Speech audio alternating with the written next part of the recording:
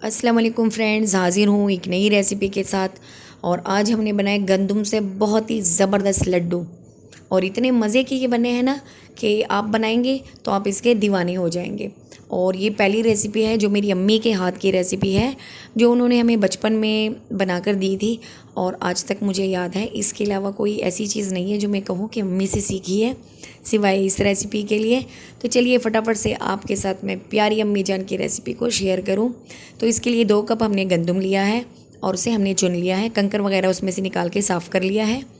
और अब हम एक पैन लेंगे, पतीला लेंगे, उसे चूल्हे पे चढ़ा देंगे और उसमें हमने गंदम ऐड कर देनी है और उसे हमने भूनना शुरू कर देना है। यहाँ पे छोटी छोटी सी टिप है, वो याद रखते जाइएगा आप। जब आप इसे चूल्हे पे चढ़ाएं तो चूल्हे को बिल्कुल आपने स्लो पे रखना है, तेज़ आंच पे आपने इसे नहीं पकाना वरना ये जल जाएंगे। आपने इसका कलर ख़राब नहीं करना, इसे भूनना है। तो भूनने की सबसे अच्छी तरकीब यही है कि आप चूल्हा बिल्कुल स्लो रखें और कोई लकड़ी का चम्मच वगैरह लेके मुसलसल चलाते जाएं। इससे बेहतर इसके पकाने का कोई तरीका नहीं हो सकता मेरे ख़्याल में। तो इस तरह से चम्मच आपने चलाते रहना है और इसे हमने पकाते जाना है। अभी बीच में हमने इसका चूल्हा ऑफ़ कर देना है थोड़ा सा पकाने के बाद, क्योंकि मुसलसल एक तरह से पकाने से भी ये जल जाएंगे। तो थोड़ा सा इसे गैप देंगे तकरीबन 2 मिनट का और उसके बाद हमने दोबारा से भूनना इसे शुरू कर देना है। तो अब देखिए, थोड़ा सा गैप देने के बाद दोबारा से हमने चूल्हे पे रखा तो ये देखिए इसमें छोटे छोटे से दाने जो गंदम के हैं वो फूटने लगे। ये देखिए अब ये तैयार होने के प्रोसेस से गुज़र रहे हैं और अब इसे ज़्यादा टाइम नहीं लगेगा। ये देखिए बिल्कुल छोटे छोटे से इसमें जैसे पॉपकॉर्न उछलते हैं ना, वैसे ही गंदम के दाने भी उछल रहे हैं। और ये देखिए इसका मतलब ये है कि ये भी तैयार होने वाले हैं।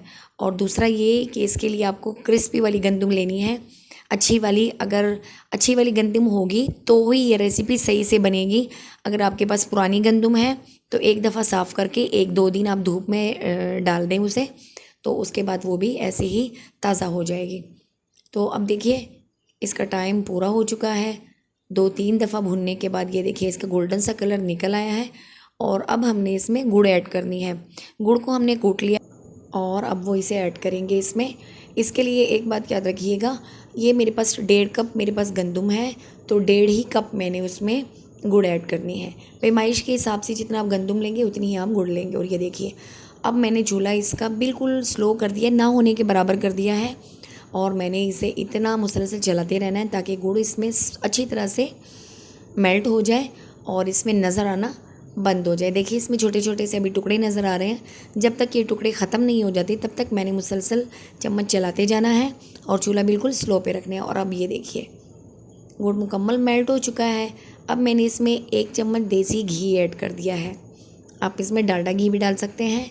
और ये देखिए इसके साथ ये थोड़ा सा सॉफ्ट हो गया है। अब हमने इसे चूल्हे से उतार देना है और गर्मा गर्म हम इसे एक प्लेट में ट्रांसफ़र करेंगे। इस तरह से एक ट्रे ले लें, एक प्लेट ले लें और जल्दी से हमने उसे इसमें ट्रांसफ़र कर देना है तमाम। इस तरह से आपने यहाँ पे आपने टाइम ज़ाया नहीं करना, आपने मुसलसल काम करते रहना है। अगर आप इसे थोड़ा सा टाइम देंगे तो इसके बाद ये सख्त पड़ जाएंगे और इससे आप वो लड्डू नहीं बना पाएंगे जो हम बनाना चाहते हैं। तो गर्मा गर्म से काम कीजिएगा। अगर आप हाथ से नहीं कर सकते तो आप हाथ में कोई रोटी वाला रुमाल वगैरह रख लें और उसमें जो है थोड़ा थोड़ा ऐड करके कपड़े की मदद से गोल शेप दे दें। देखिए मैं आपको बना के दिखाती हूँ किस तरह से हमने इसके लड्डू बनाने हैं। और आज खा के दोबारा से मेरी बचपन की याद ताज़ा हो गई, क्योंकि उसके बाद ना मैंने ये कभी देखा, ना कभी खाया और ना ही किसी ने खिलाया। तो आज अल्हम्दुलिल्लाह अल्लाह ने तौफीक दी तो मैंने अपने बच्चों के लिए और अपनी फ़ैमिली के लिए बनाई अपनी मामा के हाथ की रेसिपी। तो आप भी ज़रूर बनाइएगा, यकीनन आपको भी अच्छा लगेगा। और ये देखिए बहुत ही आसानी के साथ इसमें से लड्डू बन रहे हैं, तो आप ट्राई कीजिएगा। और ये देखिए जनाब हमने सारे के सारे लड्डू बना लिए हैं और ये सख्त हो चुके हैं और बहुत ही क्रिस्पी हो चुके हैं। वीडियो देखने का बहुत शुक्रिया। अल्लाह हाफिज़।